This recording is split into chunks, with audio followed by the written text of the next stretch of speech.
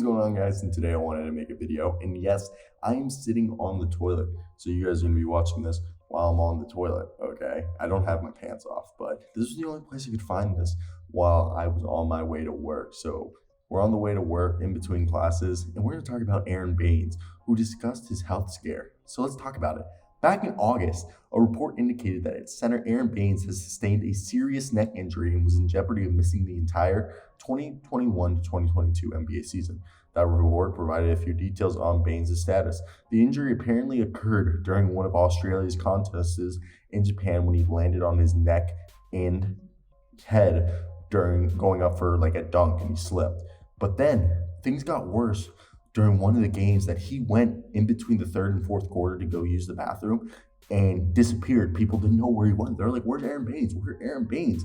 So when they went to go find him, he had 2 puncture wounds in his arms because he must have slipped and fell in the team bathroom.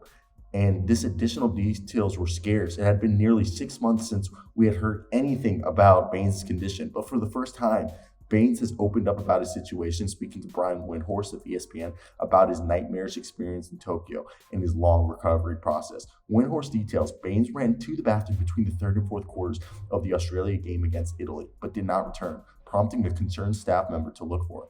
The staffers found Baynes in the locker room near the bathroom, sprawled on the floor with blood on his uniform and 2 puncture marks in his upper arm, possibly caused by 2 towel hooks on the wall. Baynes was who has landed on his head and neck after slipping off the rim during a dunk attempt in warm-ups 3 days earlier. Due to the fact that he had put hand sanitizer on his hands, he says he must have slipped, may have hit his head again when he fell on his way to the floor. He was unable to stand or walk under his own power and was quickly rushed to a Japanese hospital, where he stayed for the rest of the Australians' Olympic run, worried that he might be paralyzed for life. And Baynes underwent testing and treatment in Japan, but had a hard time communicating with doctors and nurses due to the language barrier. He was using like a translation app. After an MRI revealed Baynes was suffering from internal bleeding that was putting pressure on his spinal cord, his doctor in Tokyo believed he would require surgery, but an Australian neurosurgeon who has seen the condition in the past was consulted and recommended a treatment plan of medication and physical therapy in order to get the 35-year-old healthy enough to fly back home to Brisbane, Australia. After spending nearly 2 weeks in their Japanese hospital, unable to move his limbs and dealing with nerve pain that he described as a combination of burning, fire, and knives, Baynes was able to stand up on his own and was cleared to go home, though he had to be strapped down and put under anesthesia for an 8-hour flight.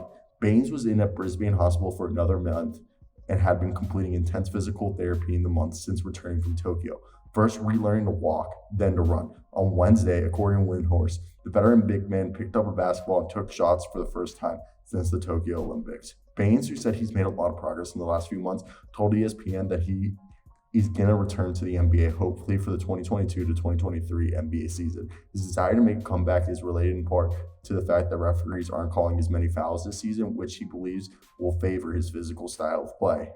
And the other thing is that Matthew Dellavedova posed as a doctor to go visit Aron Baynes while he was in the hospital. He was joking around. He's like, "Yeah, I'm not going to say I don't want to get in trouble with the Japs, but, I got in."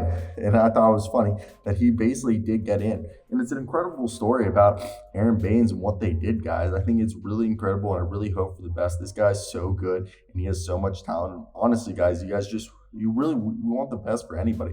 So if you guys enjoyed this story, like and subscribe for more stuff like this. But that's it from me, guys. I hope you guys do have a great day. I got to go to work. So until next time, guys, but peace out.